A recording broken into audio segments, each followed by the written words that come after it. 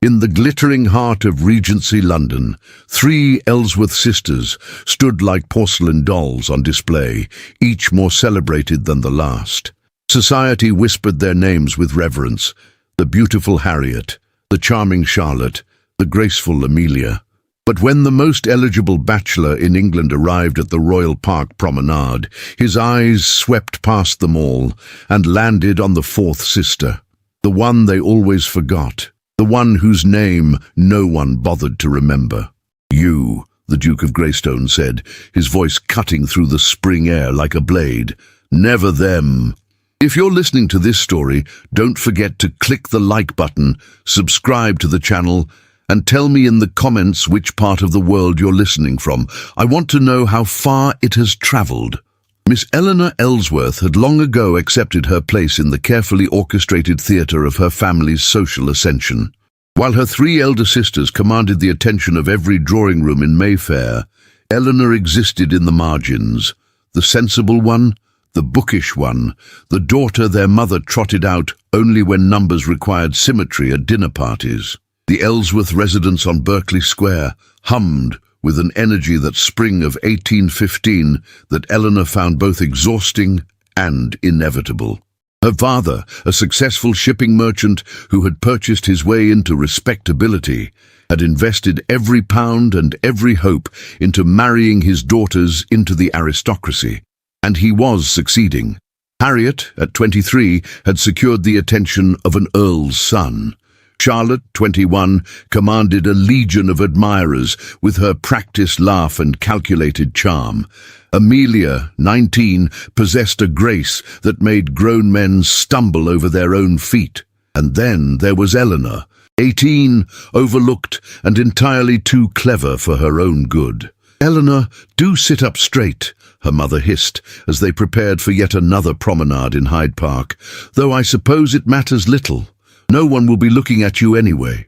The words should have stung, but Eleanor had developed a thick skin over the years. She adjusted the modest bonnet on her dark hair that was neither the lustrous gold of Harriet's nor the fashionable auburn of Charlotte's, but a plain, unremarkable brown. Her dress, always the last consideration of the modiste's attention, hung competently but without flair. She was presentable, forgettable, safe. The park that afternoon overflowed with London's finest. The season was in full bloom, and families displayed their eligible daughters like merchants hawking wares at market. The Ellsworth sisters attracted their usual cluster of admirers within minutes of arrival. Eleanor watched from her position slightly behind and to the left, always behind, always to the left, as young men vied for her sister's attention. She didn't mind, truly. While they flirted and postured, she observed. She noticed how Mr. Thornbury's compliments to Harriet were identical to those he'd paid Miss Weatherby the previous week. She saw how Charlotte's seemingly spontaneous wit was actually carefully rehearsed. She watched Amelia's eyes glaze with boredom behind her perfect smile. "Miss Eleanor," a familiar voice interrupted her observations. "Mr. Philip Morrison," a kind-faced scholar whom she'd met at a lecture on Greek literature, approached with a genuine smile. He was one of the few people who sought her conversation specifically. "I've brought that translation of Sappho we discussed. I thought you might enjoy it." They fell into easy conversation about poetry and philosophy, the sort of discussion that would have made her mother apoplectic had she been paying attention. But Mrs. Ellsworth's focus remained fixed on her elder daughters and their aristocratic prey. It was then that the whispers began to ripple through the park like wind through wheat. "The Duke of Greystone," someone breathed. "He never comes to the park. They say he's looking for a wife this season." Eleanor looked up from her conversation to see the crowd parting, and through that gap walked a man who commanded attention not through ostentation, but through sheer presence.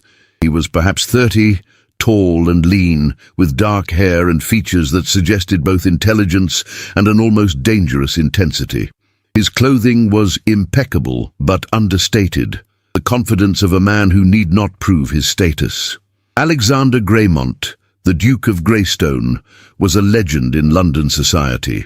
32 years old, educated at Oxford, a war hero who had served with distinction against Napoleon and possessor of one of the oldest and wealthiest titles in England. He was also notoriously selective, having rejected every eligible lady presented to him for the past 5 seasons. Eleanor watched, bemused as her mother practically vibrated with ambition. This was the ultimate prize, the crown jewel that would cement the Ellsworth family's place in the highest echelons of society. The Duke moved through the park with purpose, his steward trailing discreetly behind. He acknowledged greetings with curt nods, but did not stop until he reached their party. Eleanor's sisters transformed instantly into even more radiant versions of themselves. Harriet's smile brightened, Charlotte's posture became impossibly more graceful. Amelia's laugh tinkled like bells. Mrs. Ellsworth stepped forward, ready to make the crucial introduction. But the Duke's eyes, grey as winter sky, swept past all 3 celebrated beauties. They moved past Mrs. Ellsworth's eager face, past the cluster of disappointed suitors, and landed squarely on Eleanor. She froze, a book on Greek poetry still clutched in her hands. "You," he said, his voice deep and certain, "what are you reading?" The entire park seemed to hold its breath. Eleanor felt heat rise to her cheeks, but years of being overlooked had taught her to maintain composure. "Sappho, Your Grace. In translation, unfortunately. My Greek is not yet adequate to the original." Something flickered in his eyes. Surprise, perhaps, or interest. "Not yet adequate? You study Greek?" "I study several things that are considered improper for ladies," she replied, her honesty getting the better of her caution. "Greek, philosophy, astronomy. I find ignorance more improper than knowledge, regardless of one's sex." A smile tugged at the corner of his mouth. It transformed his severe features entirely. "A revolutionary sentiment, Miss Ellsworth. Eleanor Ellsworth, Your Grace." "Miss Eleanor Ellsworth." He repeated her name as though tasting it, finding it satisfactory. "Would you walk with me?" It was not a request that could be refused, though Eleanor saw her mother's face cycle through confusion, calculation, and cautious hope in rapid succession. This was not the plan. Eleanor was never the plan. She placed her hand on his offered arm, feeling the solid warmth of him through the fabric of his coat. They began to walk, leaving her family and the gathered crowd in stunned silence. "Your sisters are very beautiful," the Duke observed as they moved away from the crowd. "They are," Eleanor agreed simply. There was no point in false modesty about facts. "You don't resent that?" She considered the question seriously. "No, Your Grace. Beauty is an accident of birth, like wealth or title. It says nothing of character or substance. My sisters possess their gifts. I possess mine. And what are your gifts, Miss Ellsworth?" "I see things," she said carefully, "patterns that others miss, the difference between performance and authenticity, the space between what people say and what they mean." He was quiet for a moment, their footsteps crunching on the gravel path. Around them, the park had returned to its usual rhythms, though Eleanor could feel eyes on them from every direction. "I have observed you before," he said finally, "at various events this season, always in the background, always watching. I wondered what you were thinking, standing there so still while chaos swirled around you." Eleanor's heart quickened. "You noticed me?" "I notice everything, Miss Ellsworth. It is both a blessing and a curse." He paused near a grove of early-blooming cherry trees, their petals drifting down like pink snow. "I have a proposition for you." Her breath caught. "Your Grace, I am under considerable pressure to marry. My family, my duty to the title, it all demands an heir. But I have found the season's offerings disappointing. Beautiful faces with nothing behind them. Accomplished ladies who can paint, play, and speak French, but have never had an original thought in their lives." Eleanor's practical nature reasserted itself. "And you believe I'm different, based on one conversation about Greek poetry?" "No," he said, turning to face her fully. I believe you're different based on 6 weeks of observation. You're the only woman I have seen this season who appears to have an interior life beyond securing a husband. That's a rather low bar, Your Grace. He laughed, a genuine surprise sound. Indeed it is. But we must work with what we have. His expression sobered. I am proposing a courtship, Miss Ellsworth. A genuine one, not the pageantry that passes for courtship in these circles. I would like to know your mind. And I would like you to know mine. At the end of the season, we will both decide if a marriage between us would be tolerable. Tolerable, Eleanor repeated. What a romantic notion. I am not a romantic man, Miss Ellsworth. I am a practical one. Romance, I have observed, rarely survives the realities of marriage, but respect, intellectual compatibility, genuine regard, those have a better chance. Eleanor looked into his face, searching for duplicity or mockery. She found neither. What she saw was a kind of weary honesty, the expression of someone who had seen too much of society's games and wanted something real. Why me? She asked quietly. Why not one of my sisters? They're lovely, accomplished. I don't want lovely and accomplished, he interrupted, his voice intense. I want real. I want someone who will tell me the truth instead of what I want to hear. Someone who reads philosophy and studies Greek and sees patterns others miss. He paused. I want you, Miss Eleanor Ellsworth, never them. The words hung in the air between them, heavy with possibility and danger. Eleanor knew that accepting his courtship would change everything. Her mother would push her forward instead of holding her back. Her sisters would resent her. Society would dissect every aspect of her character, searching for the trick, the angle, the reason why England's most eligible duke had chosen the unremarkable fourth daughter. But she also knew that this might be her only chance at something other than the half-life she'd been living. A chance to be seen, truly seen, by someone who valued the very qualities her family had always dismissed. I accept your proposition, Your Grace, she said, her voice steady despite her racing heart, but I have a condition of my own. His eyebrows rose. Indeed. If we pursue this courtship, I will not be paraded or transformed into something I'm not. I will not suddenly develop an interest in watercolors or pretend to swoon at poetry I find tedious. You will get me as I am, or you will get nothing at all. For the second time that afternoon, the Duke of Greystone smiled. Miss Ellsworth, I would have it no other way. They returned to her family, and Eleanor watched her mother's face transform from confusion to barely suppressed triumph as the Duke requested permission to call on Eleanor the following day. Her sister's expressions were less easy to categorize. Harriet looked puzzled, Charlotte affronted, Amelia strangely thoughtful. That evening, as Eleanor prepared for bed, she stood at her window overlooking Berkeley Square. The season had taken an unexpected turn. The girl who had always existed in the margins had somehow stepped into the spotlight. She thought of the Duke's grey eyes, the intelligence behind them, the weariness. She thought of his words, I want real. Eleanor had always been real. She had simply never met anyone who valued that quality above all others. As she climbed into bed, a small, cautious hope began to bloom in her chest. Perhaps, just perhaps, being overlooked had been preparing her for this moment all along. The Duke of Greystone called on Eleanor the following afternoon, and the afternoon after that, and every day for the next 3 weeks. London society watched with fascination and growing incredulity as the season's most unexpected courtship unfolded. Eleanor discovered that Alexander Greymont, for he insisted she call him by his given name when they were alone, was everything she had hoped for and nothing she had expected. He was brilliant, yes, but also surprisingly kind. He was serious, but possessed a dry wit that made her laugh. He challenged her intellectually in ways that left her exhilarated rather than exhausted.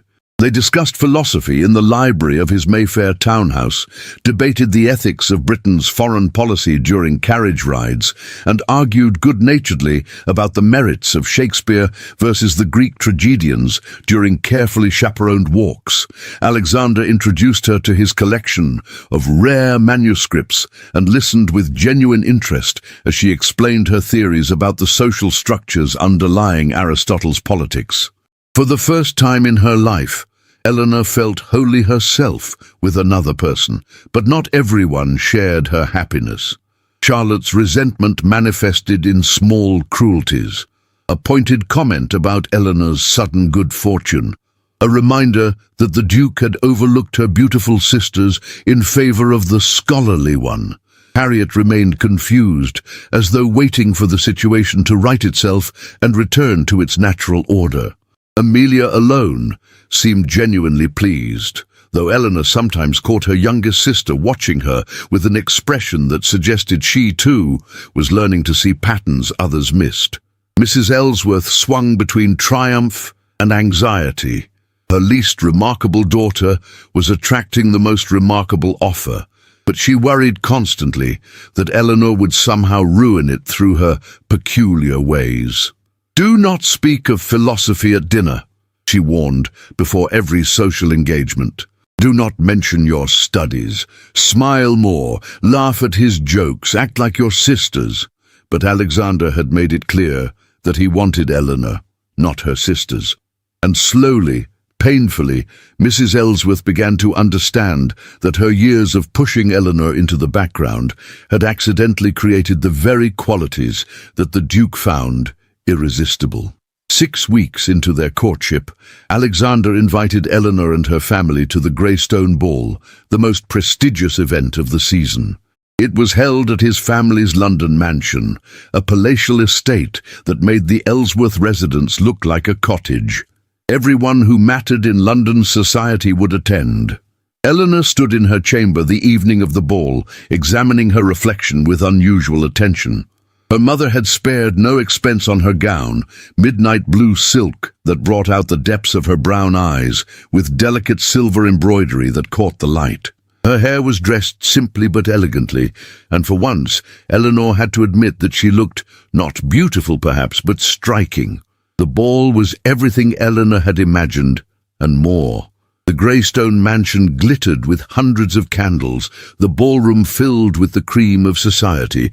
Alexander stood at the entrance, greeting guests with ducal courtesy, but his eyes searched the crowd until they found her. He crossed the ballroom floor with purpose, ignoring the whispers and speculative glances. "Miss Ellsworth," he said, bowing over her hand, "you look radiant." "You look desperate to escape your own party," she replied, noting the tension in his shoulders. He laughed quietly. "You see too much. Will you dance with me?" She placed her hand in his, and he led her onto the floor. The orchestra struck up a waltz, and they began to move together. Eleanor had never been a particularly graceful dancer, another area where her sisters excelled, but Alexander led with such skill that she felt almost elegant. "I have something to ask you," he said as they turned. "Something I should have asked your father first, but I find I want to ask you directly." Eleanor's heart began to pound. "Yes?" "Miss Ellsworth, Eleanor, these past weeks have been the most genuine I've experienced in years. You challenge me, surprise me, make me think. You are exactly who I need as my partner in life." He drew her slightly closer, his voice dropping to a level only she could hear. "Will you do me the extraordinary honor of becoming my wife?" The room spun around her, or perhaps that was just the waltz. Eleanor looked up into Alexander's face and saw hope there, and vulnerability, and something that might in time become love. "Yes," she breathed. "Yes, Alexander, I will." His smile transformed his face. "Then with your permission, I would like to make the announcement tonight at the ball. Let all of London know that I have chosen my Duchess." Eleanor nodded, joy and terror warring in her chest. This was real. This was happening. The overlooked daughter was about to become the Duchess of Greystone. The waltz ended, and Alexander led her from the floor. He signaled to the orchestra, which fell silent. The crowd's attention turned toward them, hundreds of faces filled with curiosity and speculation. "My lords, ladies and gentlemen," Alexander began, his voice carrying across the ballroom, "I thank you for joining me this evening to celebrate." "Your Grace," a voice rang out from the entrance to the ballroom, "I beg your pardon for my tardiness." The crowd parted, and Eleanor's breath caught in her throat. Lady Beatrice Ashford swept into the ballroom like a force of nature. She was everything Eleanor was not. Tall, willowy, with golden hair and porcelain skin that seemed to glow in the candlelight. Her gown was the palest pink silk, cut in the latest fashion, dripping with pearls. She was, Eleanor realized with sinking dread, absolutely stunning. But it was the familiarity with which she approached Alexander that made Eleanor's stomach clench. "Forgive me, Alexander," Lady Beatrice said, using his given name with easy intimacy. "My ship from Paris was delayed. I came as quickly as I could." She looked around the ballroom, her blue eyes bright. "I hope I haven't missed your announcement." Alexander's face had gone carefully blank. "Beatrice, I did not know you had returned to London. My family kept it quiet. We wanted to surprise you." She moved closer, close enough that Eleanor could smell her expensive perfume. "You did receive my letters from Paris, did you not? I explained everything, why I left so suddenly last season, why I needed time to think. But I've had that time now, Alexander. I've thought about your proposal, and my answer is yes." The ballroom erupted in whispers. Eleanor felt as though the floor had dropped away beneath her feet. "Proposal," she heard herself say. Lady Beatrice's eyes flicked to Eleanor for the first time, and in that glance, Eleanor saw cold assessment and dismissal. "Oh, you poor dear, has he not told you? Alexander and I were all but engaged last season, before my father sent me to Paris. We were childhood friends, you see. Our families have been close for generations. Everyone knew we would marry eventually." "That was last season," Alexander said, his voice tight with anger. "You rejected me, Beatrice. You said you could never love me the way a wife should. You said the very idea of marrying me made you feel trapped." "I was confused," Lady Beatrice said, placing a delicate hand on his arm. "I was young and foolish, but Paris helped me see clearly. We belong together, Alexander. You know we do. Our families, our histories, we're perfectly matched." Eleanor watched, as if from a great distance, as Alexander gently but firmly removed Lady Beatrice's hand from his arm. "We are not matched," he said clearly. "I offered for you once, and you refused. I have moved on, Beatrice. Tonight I was about to announce my engagement to Miss Eleanor Ellsworth." The whispers became a roar. Lady Beatrice's eyes widened, and she turned her full attention to Eleanor for the first time. The assessment in her gaze was brutal and swift. "Her?" Beatrice laughed, a sound like breaking glass. "The little nobody from the merchant family, the one who reads books and has no accomplishments? Alexander, surely this is some kind of jest." "It is no jest," Alexander said, his voice dangerous. "Miss Ellsworth has done me the honor of accepting my proposal, and I will not have her insulted in my home." But Beatrice was not finished. She turned to the crowd, her voice carrying to every corner of the ballroom. "Can you believe this? The Duke of Greystone choosing a bourgeois blue stocking over a lady of quality, choosing her over me?" She laughed again, and others began to join in, uncomfortable, uncertain laughter that nonetheless echoed through the vast room. Eleanor stood frozen, feeling hundreds of eyes upon her. She saw Charlotte in the crowd, her expression smug. She saw her mother, white-faced and horrified. She saw the cream of London society, all of them looking at her with pity, amusement, or contempt. "Miss Ellsworth has more quality in her smallest finger than you possess in your entire being," Alexander said, his voice shaking with fury. "She is intelligent, honest, kind. She is a nobody," Beatrice interrupted, her beautiful face twisted with spite. "And everyone here knows it. Look at her, Alexander. Really look at her. Plain, awkward, desperately trying to be something she's not. You don't want to marry her. You're just trying to punish me for rejecting you." "That is enough." Alexander's voice cracked like a whip, but the damage was done. Eleanor felt tears burning behind her eyes, felt the humiliation coursing through her veins like poison. Every insecurity she had ever harbored, every moment of being overlooked and dismissed, came crashing down on her at once. She couldn't breathe. The ballroom pressed in on her from all sides, all those faces, all those eyes, all that pity. "Excuse me," she whispered, though no one was listening. She turned and fled, pushing through the crowd, ignoring Alexander calling her name. She ran through corridors, past shocked servants, until she found herself in a small conservatory filled with night-blooming flowers. Only then did she allow the tears to fall. She had been a fool, a stupid, naive fool, to think that someone like the Duke of Greystone could truly want someone like her. He had been trying to make Lady Beatrice jealous, or prove a point, or perhaps he had simply been conducting an experiment in slumming among the merchant class. She heard footsteps behind her, but didn't turn. "Eleanor!" Alexander's voice was rough with emotion. "Eleanor, please look at me." "Did you love her?" Eleanor asked, her voice barely above a whisper. "Lady Beatrice." A pause. "I thought I did. Last season, I believed she was everything I needed in a wife. She was beautiful, accomplished, from an impeccable family. When I offered for her, I was certain she would accept.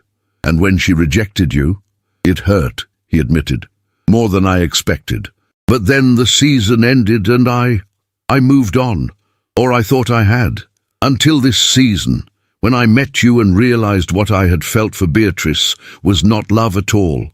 It was convenience, expectation, the path of least resistance." Eleanor finally turned to face him. "And what do you feel for me?" "Wonder," he said immediately. "Admiration, the genuine desire to spend my days in conversation with you. The knowledge that you see me as I truly am, not as a title or a fortune." He took a step closer. "What I feel for you is real, Eleanor. What I felt for Beatrice was performance. She's beautiful," Eleanor said, "and titled, and perfect for you by every social measure." "She's cruel," Alexander countered, "and vapid, and cares only for position and power. I would be miserable married to her, Eleanor, whereas with you," he reached for her hand, "with you, I am alive." Eleanor wanted to believe him. God, how she wanted to believe him. But the echoes of laughter still rang in her ears, and the image of Lady Beatrice's perfect face, her casual contempt, was burned into her mind. "Everyone thinks I'm ridiculous," she whispered. "A pretender. Someone reaching above her station. Then everyone is a fool." Alexander lifted her hand to his lips. "Eleanor, I love you. I should have said it before, but I'm saying it now. I love your brilliant mind and your honest heart, and the way you see through society's nonsense to the truth beneath. I love that you challenged me the first day we met, and have continued to challenge me every day since. I love you, and I want to marry you, and I don't give a damn what London society thinks about it." The words she had longed to hear, and yet she couldn't shake the image of hundreds of people laughing at her, seeing her as the joke of the season. "I need time," she heard herself say. "I need to think." Alexander's face fell, but he nodded. "Of course. Take all the time you need. I should go home," Eleanor said. "My family will be wondering." "Your family already left," he said quietly. "Your mother collected your sisters and departed shortly after you ran from the ballroom." Of course they had. They had salvaged what dignity they could, and fled the scandal Eleanor had created. "I'll have my carriage take you home," Alexander offered. The ride back to Berkeley Square was silent and miserable. Eleanor stared out the window at London's dark streets, feeling numb. When the carriage stopped before her family's residence, Alexander helped her down. "I meant every word," he said. "You are extraordinary, Eleanor. Please don't let Beatrice's cruelty make you doubt that." Eleanor nodded mechanically and went inside. The house was dark and quiet. She climbed the stairs to her room, still in her beautiful blue gown, and sat by the window.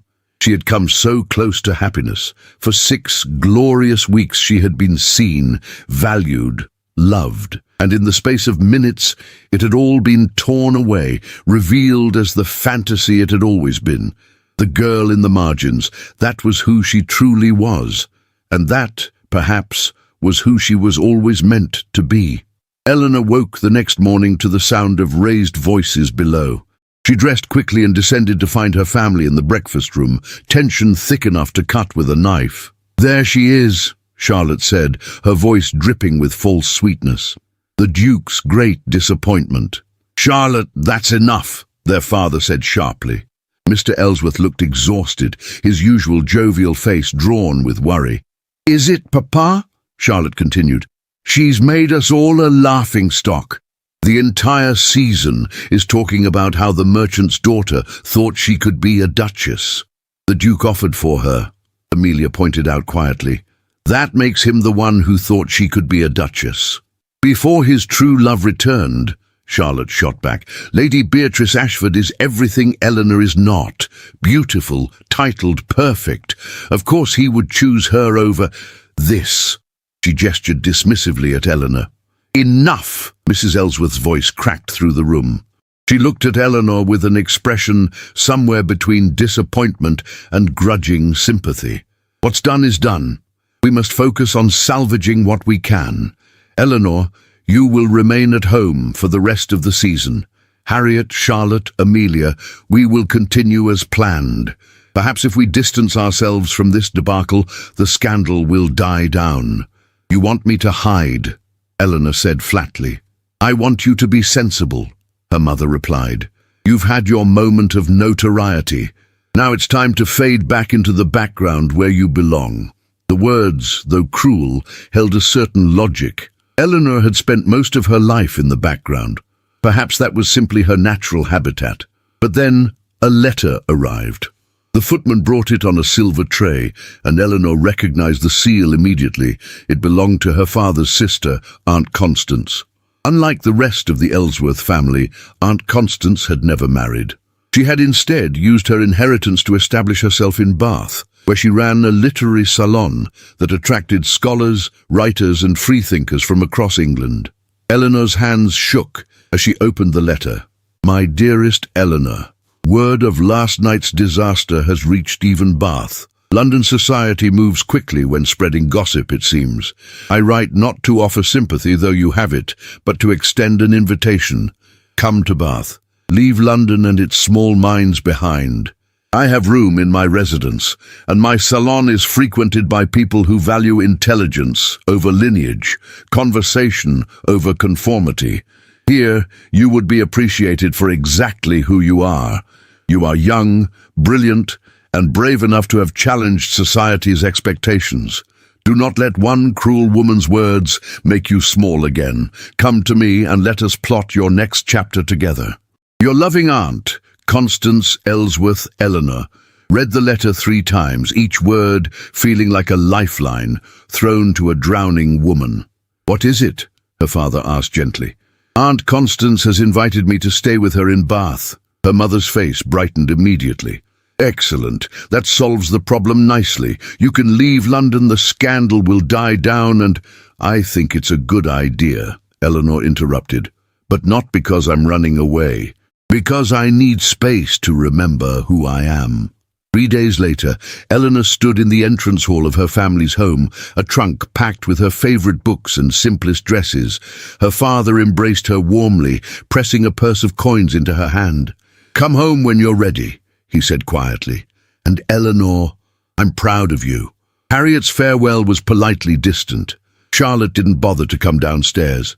But Amelia appeared at the last moment, pressing a folded note into Eleanor's hand. "Read it on the journey," she whispered. "And Eleanor, I think you were braver than any of us." The journey to Bath took the better part of a day. As the miles passed, Eleanor felt some of the tightness in her chest begin to ease. She opened Amelia's note and found a single line in her sister's elegant hand. Better to have tried and failed than never to have been seen at all.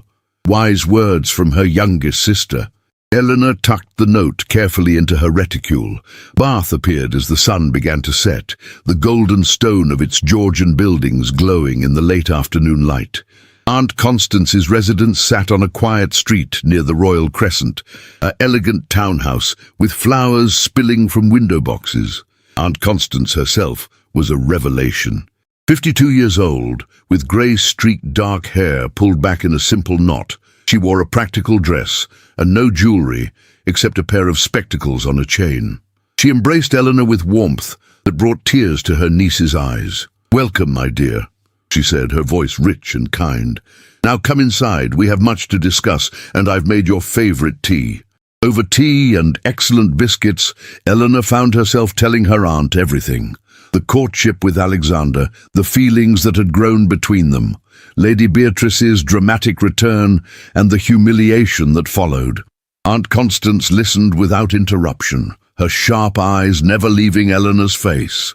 "So," she said when Eleanor finished, "you met a man who valued your mind over your appearance, who engaged you in genuine intellectual discourse, who claimed to love you for exactly who you are, and when a cruel woman publicly mocked you, you ran away rather than fight for what you wanted."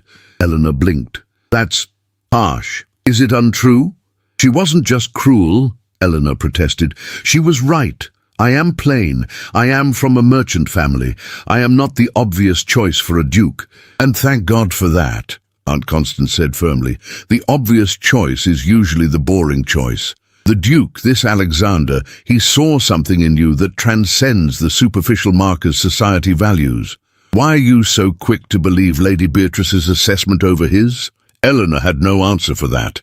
"My dear girl," Aunt Constance continued, "you have been trained since birth to diminish yourself, to accept being overlooked, to believe that your intelligence and character are somehow less valuable than your sister's beauty.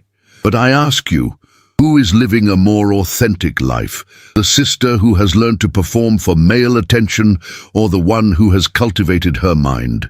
"Neither, if I'm hiding in Bath," Eleanor said quietly. "Ah, but you're not hiding. You're regrouping." Aunt Constance poured more tea. "And while you regroup, you will attend my salon. Tonight, in fact." "Tonight?" Eleanor's eyes widened. "Aunt Constance, I'm not ready." "Nonsense. You're perfect as you are." Her aunt smiled.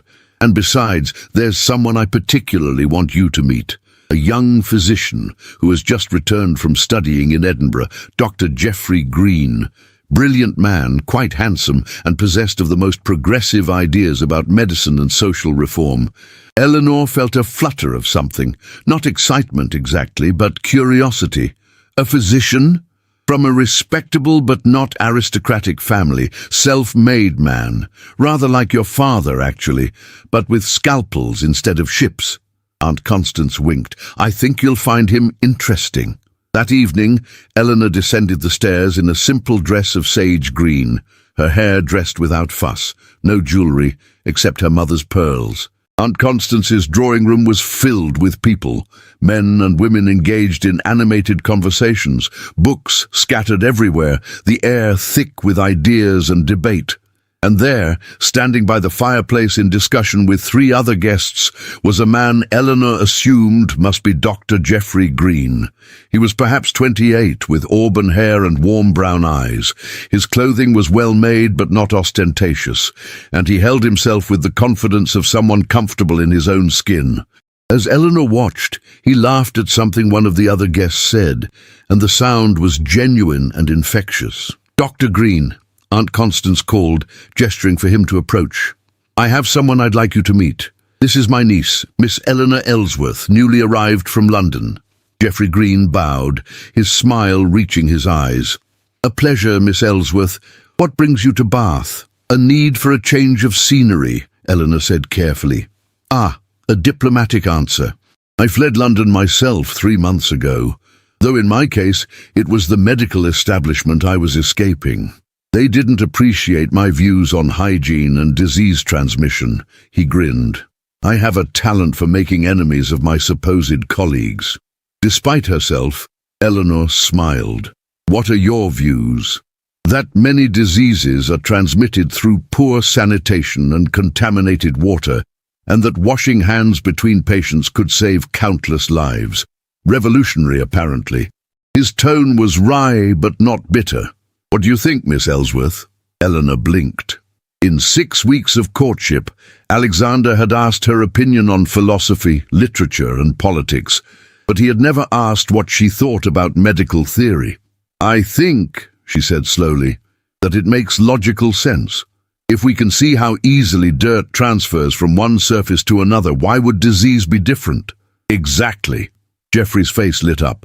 I've been saying precisely that. But the old guard insists that diseases arise from bad air or moral failings, and they refuse to consider alternatives.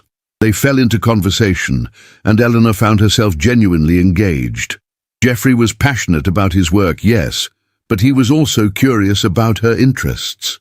When she mentioned her studies of Greek philosophy, he asked intelligent questions. When she discussed her frustration with the limitations placed on female education, he agreed vehemently and shared his belief that women should be admitted to medical schools.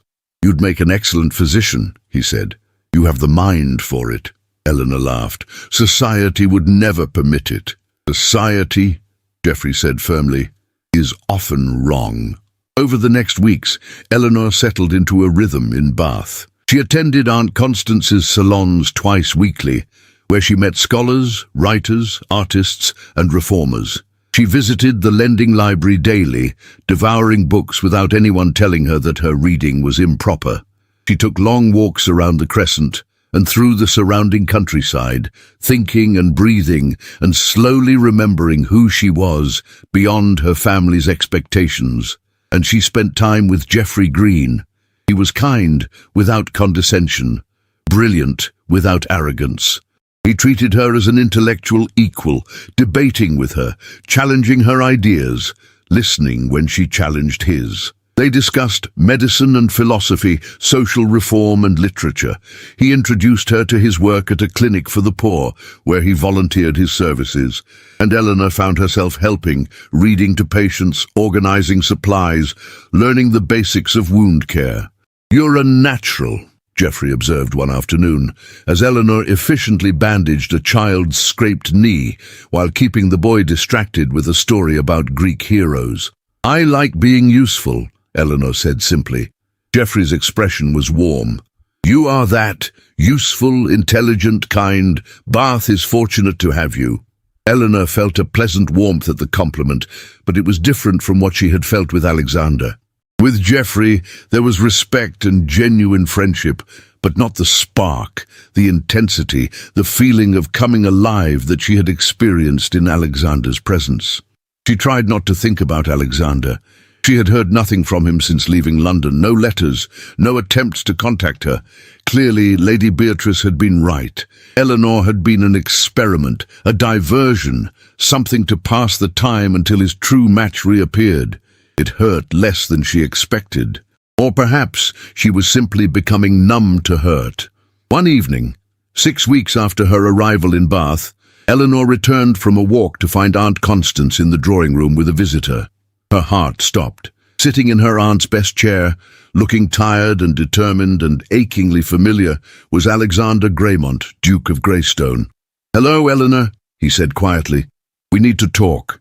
Eleanor stood frozen in the doorway, her heart racing. Alexander rose from his chair, his grey eyes fixed on her face with an intensity that made her breath catch. "I'll leave you two to talk," Aunt Constance said, rising gracefully. "Though, Eleanor, you need only call if you wish me to return." The last part was delivered with a pointed look at Alexander, who had the grace to look chastened. When they were alone, an awkward silence stretched between them. "How did you find me?" Eleanor finally asked. "Your sister Amelia told me where you'd gone." He took a step closer. "Eleanor, I have been trying to give you space, to respect your wish for time to think, but 6 weeks has felt like an eternity, and I couldn't stay away any longer. What about Lady Beatrice?" The words came out more bitter than Eleanor intended. "Beatrice returned to Paris 3 days after the ball," Alexander said flatly. "I made it clear to her, in front of her parents and mine, that I had no interest in renewing our acquaintance. She had rejected me once, and I had moved on. There would be no second chance. Society must have been scandalized. Society." Alexander said with an edge to his voice, "can go to hell. I don't care what they think, Eleanor. I care what you think. I care about you." Eleanor moved to the window, putting distance between them. "You should have sent word. You should have written." "I did write," he said quietly. "Every day. But I never sent the letters. I thought you needed time without me hovering, pressuring you. I thought—" He exhaled sharply. "I thought I was doing what you needed. Was I wrong?" Eleanor turned to look at him. He looked tired, she realized. There were shadows under his eyes, and his usually immaculate appearance was slightly disheveled, as though he'd ridden hard and fast to reach Bath. "Why are you here, Alexander?" "Because I love you," he said simply. "Because I made a mistake letting you leave London without fighting harder to keep you. Because every day without you has been grey and meaningless, and I cannot continue living a half-life when I know what it feels like to be fully alive." The words were everything Eleanor had wanted to hear, and yet she hesitated. "I met someone," she said, watching his face. "A doctor, Dr. Geoffrey Green. He's intelligent, kind, progressive. He values my mind and my opinions. He treats me as an equal." Something flashed across Alexander's face. Pain, jealousy, fear. "Do you love him?" Eleanor considered the question honestly. "I care for him. I respect him. I enjoy his company." "That's not what I asked." "No," she admitted. "I don't love him. Not the way I—" She stopped, the words catching in her throat. "Not the way you love me." Alexander crossed the room in 3 strides, stopping just short of touching her. "Because I know you love me, Eleanor. I saw it in your eyes at the ball, before everything went wrong. I felt it in every conversation we shared, every comfortable silence, every moment of genuine connection." "Love isn't always enough," Eleanor whispered. "Then what is? What would be enough for you to take a chance on us?" Eleanor looked up at him, this brilliant, powerful man who claimed to love her. "Proof," she said. "Proof that you truly believe I am your equal, not a project or an experiment. Proof that you will stand with me against society's judgment, not just in words, but in action." "Tell me what you need," Alexander said intensely. "Tell me what would prove it to you, and I'll do it." "I don't know," Eleanor admitted. "I just know that I can't go back to London and face the scrutiny and the mockery unless I'm absolutely certain that you won't grow tired of defending me. That you won't wake up one morning and realize that Lady Beatrice was right, that I'm just a merchant's daughter reaching above her station." "You are not reaching above your station," Alexander said firmly. "You are elevating mine. Don't you understand, Eleanor? You make me better. You challenge me to think more deeply, to question my assumptions, to see beyond the narrow confines of my world. I don't want a decorative duchess. I want a partner, a friend, an equal. I want you." Before Eleanor could respond, Aunt Constance swept back into the room. "Forgive the interruption, but Your Grace, there's a matter that requires your attention. Lady Beatrice Ashford has arrived in Bath and is currently at the pump room, telling anyone who will listen that she and you are reconciling." Alexander's expression turned thunderous. "She is doing what?" "Spreading rumors of a reconciliation.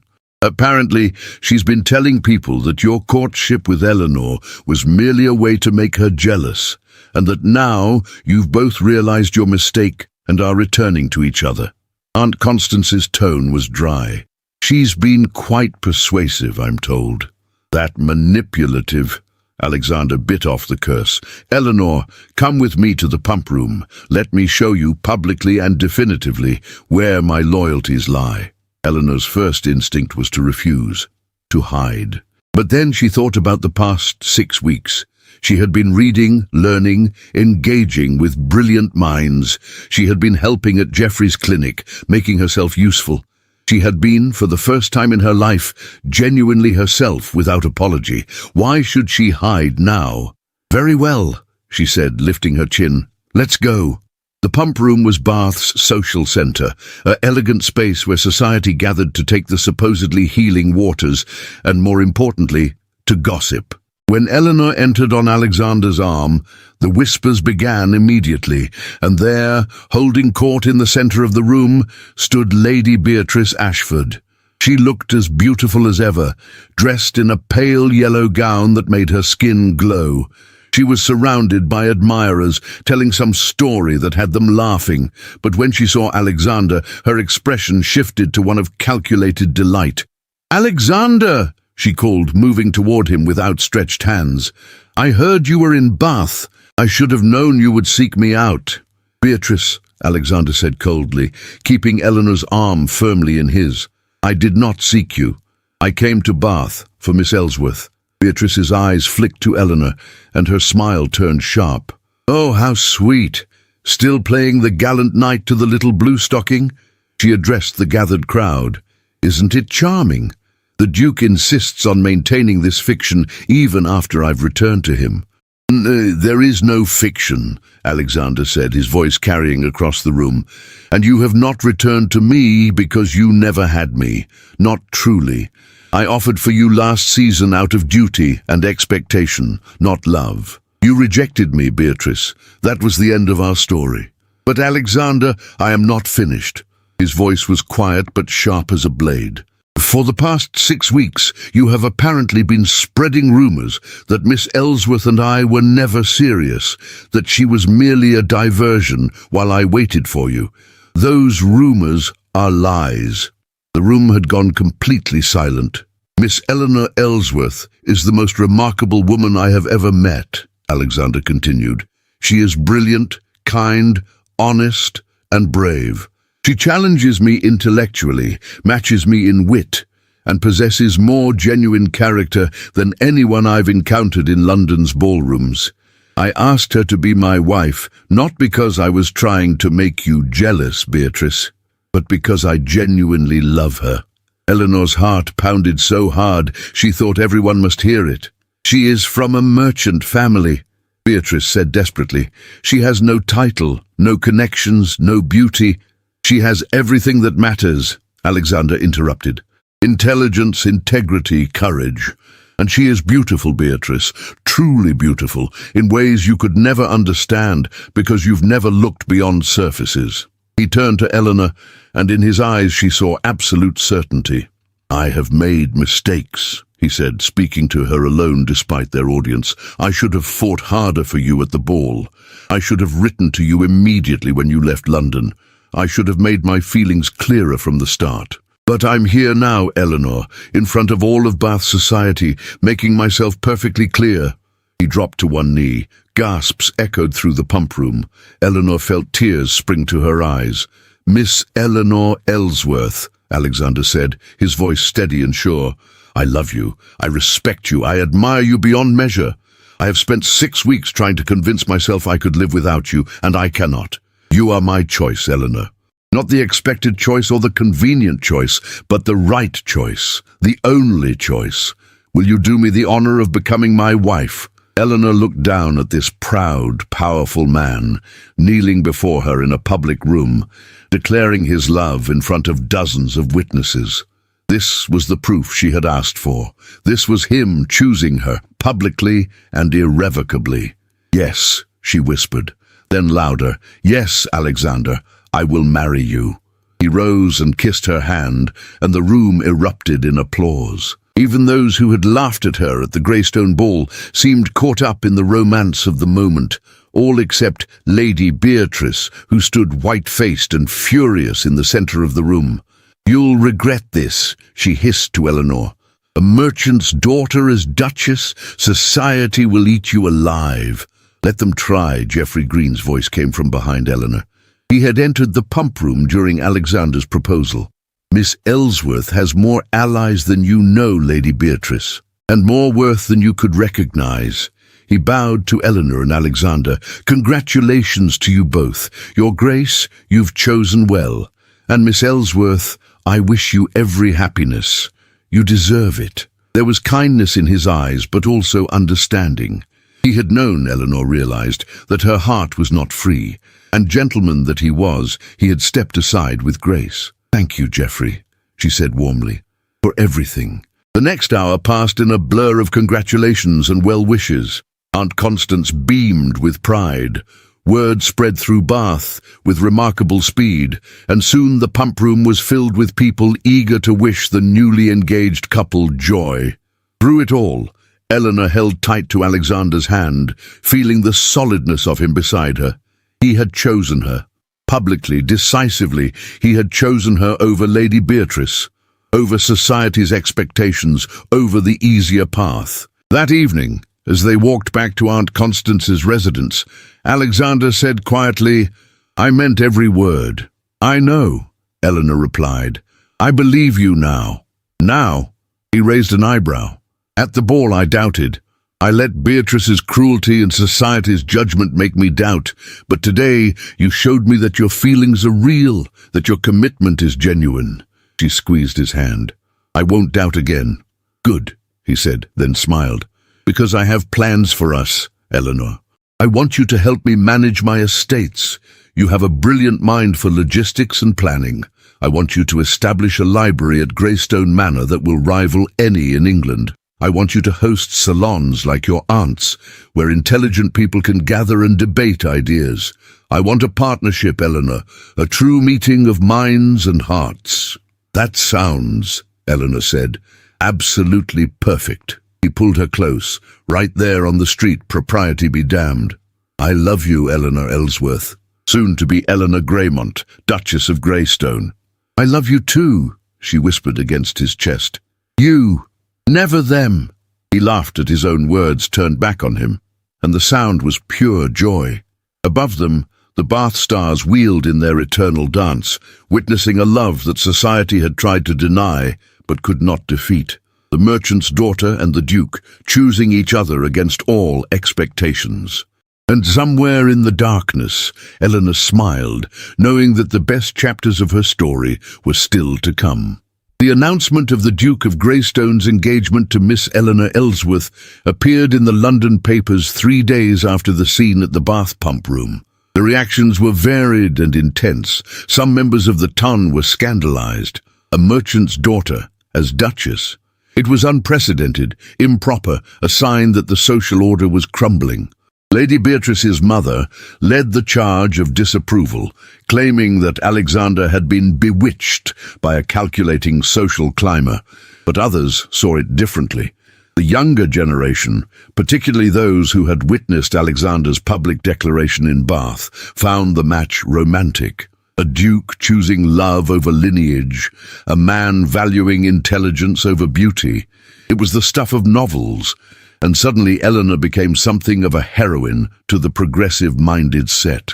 Eleanor and Alexander remained in Bath for another fortnight, allowing the furor to die down while making plans for their future. They walked daily through the city, talking about everything and nothing. Alexander shared his frustrations with managing his various estates, the political pressures of his position, his dreams of reforming his tenants' living conditions. Eleanor spoke of her desire to continue her studies, her interest in social reform, her hope to create opportunities for other young women seeking education. "We'll do it together," Alexander promised. "Everything we build, we'll build as partners." During this time, Eleanor received a letter from her family. Surprisingly, it was not from her mother, but from her father. "My dearest Eleanor, I must confess that your mother and I did not always understand you. Your sisters were easy to comprehend. They wanted what most young ladies want, and we could provide it. But you, with your books and your questions and your refusal to perform, you confounded us. I see now that we were wrong to try to push you into the background. You were not meant for the margins, my clever girl. You were meant for exactly where you are now. The Duke of Greystone is a fortunate man. I hope he knows it. Your mother sends her love, though she will not say so directly. She is already boasting to her friends about her daughter the Duchess, conveniently forgetting that she once called you hopeless. Come home when you're ready. We will celebrate properly." Your proud father Eleanor wept when she read it, and Alexander held her as she cried. "My family is complicated," she said when she could speak again. "All families are," he replied gently. "But they're trying, Eleanor. Give them credit for that. Or, when they finally returned to London, it was not to fanfare but to careful orchestration. Alexander had arranged for a private dinner at his Mayfair townhouse with Eleanor's family, his mother, the Dowager Duchess, and a few of his closest friends. The Dowager Duchess of Greystone was a formidable woman in her 50s, with silver hair and the same penetrating grey eyes as her son. Eleanor had been nervous to meet her, expecting judgment or disappointment. Instead, the Dowager took one look at Eleanor and smiled. "So you're the young woman who has made my son insufferable for the past 2 months," she said, "moping about the house, snapping at servants, refusing to attend social functions. I haven't seen him this miserable since he was 12 and his favourite horse died." "Mother," Alexander said, pained. "It's true, darling. You were absolutely pathetic." She turned her attention back to Eleanor. "But now I see why. You're nothing like the vapid creatures who usually chase after dukes. You have intelligence in your eyes. Good. Alexander needs someone who can keep up with him intellectually, or he becomes bored and tyrannical." Eleanor found herself liking the Dowager immensely. The dinner itself was surprisingly pleasant. Mr. Ellsworth and the Dowager Duchess discovered a shared interest in Greek antiquities. Harriet, freed from the pressure of being the family's primary marital prospect, was actually quite pleasant. Even Charlotte managed to be civil, though her compliments had a slightly grudging quality. Only Amelia seemed to see through all the performances to the genuine emotions beneath. "Are you happy?" she asked Eleanor privately as they stood on the terrace after dinner. "Yes," Eleanor said simply. "Terrified, but happy." "Good." Amelia squeezed her hand. "You deserve this, Eleanor. You always saw things the rest of us missed. Now someone sees you." The wedding was planned for late June at Greystone Manor in the countryside. Eleanor had requested a small ceremony, but Alexander gently pointed out that as a duke, his wedding would be a public event whether they wished it or not. "However," he added, "we can control who stands with us. Fill the church with people we actually care about, not just society's expectations." Eleanor invited Aunt Constance, Geoffrey Green, and several friends she had made in Bath. Alexander invited his closest friends from university and his war days, men of substance and character. The guest list was a curious mix of aristocrats and intellectuals, merchants and reformers. "Society won't know what to make of it," Eleanor observed. "Good," Alexander said with satisfaction. "Let them wonder." The weeks leading up to the wedding were a whirlwind. Eleanor was measured for her wedding dress and trousseau. She met with Alexander's steward to discuss the various estates she would help manage. She was introduced to members of Parliament, leaders of charity organizations, and various influential figures in Alexander's world. Through it all, she felt his steady presence beside her. When she was overwhelmed, he noticed and created space for her to breathe. When she doubted herself, he reminded her of her strengths. When society matrons looked down their noses at her, he made it clear that insulting his future duchess was insulting him. One afternoon, 3 weeks before the wedding, Eleanor received an unexpected visitor at Alexander's townhouse. The butler announced Lady Beatrice Ashford, and Eleanor's first instinct was to refuse the visit, but curiosity won out. Beatrice entered the drawing room looking less polished than usual. Her dress, though expensive, was slightly wrinkled. Her hair, usually perfect, had a few strands out of place. She looked, Eleanor realized with surprise, almost human. "Miss Ellsworth," Beatrice said stiffly, "thank you for seeing me." "I confess I'm curious about why you're here," Eleanor replied, gesturing for Beatrice to sit.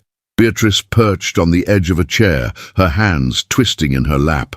"I came to apologize." Eleanor blinked. Whatever she had expected. It wasn't that. "I was cruel to you at the ball," Beatrice continued. "Publicly, deliberately cruel. I told myself you deserved it, that you were the interloper, the upstart merchant's daughter stealing what should have been mine. But the truth is," she took a shaky breath, "the truth is, I was jealous." "Jealous?" Eleanor couldn't hide her surprise. "Of me, of the way he looked at you," Beatrice said. "When Alexander looked at me, even when he proposed, It was with duty and expectation. But when he looked at you, there was wonder, genuine affection, the kind of regard I've been performing my entire life to try to earn and never have. She stood and walked to the window, her back to Eleanor. I rejected him last season because I didn't love him, and I thought that was a good enough reason. My father was furious and sent me to Paris to come to my senses. While I was there, I convinced myself that I had made a mistake, that Alexander was the perfect match, that I should accept him after all. But you didn't want him, Eleanor said quietly. You wanted what he represented. Exactly. Beatrice turned back to her, and when I returned and saw you with him, I was furious. How dare the plain little nobody have what I was supposed to have? How dare you succeed where I had failed? She laughed bitterly. It never occurred to me that you had something I lacked, authenticity. Eleanor studied the other woman. Why are you telling me this? Because I leave for Paris again tomorrow, and I wanted to clear the air, I suppose. Make what amends I can. Beatrice met her eyes. You won, Miss Ellsworth, not through calculation or performance, but by being genuinely yourself. I can't even hate you for it, much as I'd like to. I don't want us to be enemies, Eleanor said carefully. What happened at the ball was painful, but I understand now that you were hurt too. Perhaps in different circumstances, we might even have been friends. Perhaps, Beatrice agreed, though I doubt it. You're far too perceptive for comfort. A ghost of her old smile appeared. Be good to him, Miss Ellsworth. Alexander is a better man than most of his class. He deserves someone who sees that. I will, Eleanor promised. After Beatrice left, Eleanor sat for a long time in the drawing room thinking. It would be easy to hold a grudge, to nurse the humiliation she had felt. But what purpose would that serve? Beatrice had been a casualty of the same social system that had made Eleanor feel invisible. Both of them trained from birth to perform, to please, to fit into narrowly prescribed roles. Eleanor had been fortunate enough to find a way out. Not everyone would be so lucky. The day before the wedding, Eleanor stood in her bedroom at Greystone Manor, looking out at the estate that would soon be her home. The manor was beautiful, all honey-coloured stone and mullioned windows, surrounded by gardens and parkland that stretched as far as the eye could see. Nervous? Aunt Constance asked from the doorway. Terrified, Eleanor admitted. What if I'm terrible at being a duchess? What if I make mistakes or say the wrong thing or... Eleanor. Her aunt crossed the room and took her hands. You have spent your entire life being told you weren't enough. Not pretty enough, not accomplished enough, not conventional enough. But Alexander loves you precisely because you are none of those things. You are real, brilliant, kind, and honest. Those qualities will make you an excellent duchess, even if you occasionally fumble protocol. You make it sound so simple. It is simple, Aunt Constance said. Love him, be yourself, and don't let society's nonsense make you small. Everything else will follow. That night, Eleanor lay in bed thinking about the journey that had brought her here, from overlooked fourth daughter to duchess-to-be, from the margins to the centre, from invisible to seen. Tomorrow, she would marry Alexander Greymont, Duke of Greystone. Tomorrow she would stand before society and claim her place. Tomorrow she would step into a life she had never imagined possible. And she was ready. 8 months after her wedding, Eleanor Greymont, Duchess of Greystone, stood in the newly completed library at Greystone Manor and felt a deep sense of satisfaction. The room was everything she had envisioned. 2 stories of books, comfortable reading chairs scattered throughout, large windows letting in northern light. It was not just her private collection, but a library open to all the tenant families on the estate. It's magnificent, Alexander said from the doorway. He moved to stand beside her, slipping an arm around her waist. You've created something genuinely wonderful here, Eleanor. We've created it, she corrected. You approved the expense and supported the plan, even when your steward thought I was mad. My steward now admits you were right, Alexander said with amusement. The tenants' children have been learning to read, and their parents report increased engagement and loyalty. Apparently, investment in education yields returns. Who would have thought? Eleanor laughed. Everyone who bothered to think about it for 5 minutes. This was their pattern now. Partnership, collaboration, genuine respect. Eleanor had taken an active role in managing the estates, implementing reforms that improved workers' conditions while actually increasing productivity. She had established the library and a school for tenant children. She hosted monthly salons at the London townhouse where scholars, reformers, and progressive thinkers gathered to debate ideas. Society had been scandalized at first. A duchess involving herself in estate management, hosting intellectuals instead of fashionable society. But Alexander's unwavering support and Eleanor's quiet competence had slowly won over even the skeptics. She would never be a conventional duchess, but she was proving to be an effective one. "I received a letter from Amelia today," Eleanor said, moving to the desk where correspondence awaited her attention. "She's engaged." "To whom?" "A vicar's son, scholar of ancient languages, apparently. Mother is beside herself, another daughter marrying beneath her station, but Amelia sounds happy." "She learned from watching you," Alexander observed. "That happiness matters more than status," Eleanor smiled. Amelia had indeed been watching, learning, becoming braver about choosing her own path. Even Charlotte had recently surprised the family by announcing her intention to learn Italian and travel to Rome. The Ellsworth sisters were, it seemed, breaking free of their gilded cage one by one. A knock at the door interrupted them. Alexander's secretary entered with another stack of letters. "From London, Your Grace. Parliament business and several invitations." Alexander groaned. "We just escaped London for the autumn." Eleanor sorted through the letters, stopping at one with an unfamiliar seal. She opened it and read quickly, her eyes widening. "Alexander, listen to this. It's from Lady Jersey. She wants to meet with me about establishing a charitable foundation to support education for girls from merchant and working families. She says," Eleanor's voice caught, "she says I've inspired her to think differently about the contributions women can make to society." Alexander took the letter and read it himself, then looked at his wife with pride. "You're changing things, Eleanor, slowly but genuinely." "We're changing things," she corrected again. "I couldn't do any of this without your support." "No, my dear. I provide the platform, but you're the one with the vision and the courage to implement it." He kissed her forehead gently. "I'm in awe of you, you know, every day." Eleanor felt warmth spread through her chest. Not the anxious, doubtful feeling of their early courtship, but solid, certain joy. Later that evening, they dined with the Dowager Duchess, who had come to stay for a fortnight. The older woman had become one of Eleanor's staunchest supporters, delighting in her daughter-in-law's refusal to conform to expectations.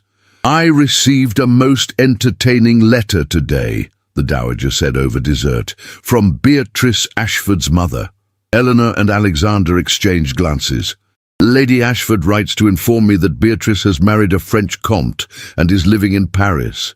Apparently, she has become quite involved in the artistic community there and is even hosting a salon of her own." The Dowager's eyes twinkled. Lady Ashford sounds rather bewildered by her daughter's transformation, but grudgingly admits that Beatrice seems happy. "Good for her," Eleanor said, and meant it. Perhaps Paris was where she needed to be all along. "Just as England is where you needed to be," the Dowager said warmly. "My dear Eleanor, you have breathed new life into this family. Alexander is happier than I've ever seen him. The estates are thriving, and you're making a genuine difference in people's lives. I could not have chosen better for my son if I'd tried." "High praise from you, Mother," Alexander said with amusement. "I don't give it lightly." The Dowager raised her glass. "To Eleanor, Duchess of Greystone, who proved that the best choice is sometimes the unexpected one." They drank to that, and Eleanor felt tears prick her eyes. She had come so far from the girl who stood in the margins of Hyde Park, watching her sisters shine. She had been seen, chosen, loved for exactly who she was. That night, as she and Alexander prepared for bed, Eleanor moved to the window of their chamber. The estate spread below them in moonlit beauty, and above, the stars wheeled in their eternal dance. "Do you ever think about that day in the park?" she asked. "When you first approached me?" "Every day," Alexander said, coming to stand behind her. He wrapped his arms around her waist, resting his chin on her shoulder. "I think about how close I came to never meeting you. If I had been less observant, if you had been hidden more successfully, if I had given in to society's expectations and chosen someone conventional, we would both be miserable," Eleanor finished. "Indeed. Instead, I have you, the brilliant, stubborn, compassionate woman who makes me want to be better than I am." He kissed her temple. "Thank you, Eleanor, for taking a chance on me, for fighting through doubt and humiliation to get here, for being brave enough to be yourself." Eleanor turned in his arms, looking up at the man who had changed her life. "Thank you for seeing me, really seeing me, when everyone else looked past me. Always," he promised. "You, Eleanor, never them, never anyone else." She rose on her toes to kiss him, and the kiss held everything: gratitude, love, promise, hope. Later, lying in the darkness with Alexander's steady breathing beside her, Eleanor thought about the journey that had brought her here. The pain of being overlooked, the terror of being seen, the humiliation of being mocked, and finally, the triumph of being chosen. She thought about the library full of books that would educate tenant children, the salons where ideas flourished, the reforms that would improve countless lives, the example she was setting for her sisters and other young women watching from the margins. She thought about Lady Beatrice finding her own path in Paris, about Geoffrey Green, now engaged to a brilliant mathematician he'd met through Aunt Constance, about her family, complicated and imperfect, but trying. Most of all, she thought about Alexander and the life they were building together, a partnership of minds and hearts, a love that had survived doubt and grown stronger for it. The overlooked daughter had become the Duchess. The girl in the margins had stepped into the light, and she had done it not by changing who she was, but by finding someone who loved her for exactly who she had always been. As sleep claimed her, Eleanor smiled. Tomorrow would bring new challenges, new opportunities, new chances to make a difference. But tonight, she was exactly where she belonged, with exactly whom she belonged. The Duke had said you, never them, and she had said yes, and they had both chosen right. If you've listened to this entire story, thank you for joining Eleanor and Alexander on their journey. Please click the like button, subscribe to the channel, and tell me in the comments which part of the world you're listening from. Share what resonated with you most: Eleanor's courage, Alexander's devotion, or the message that being true to yourself is the greatest strength of all. Your engagement helps this story reach others who need to hear that they too are enough exactly as they are.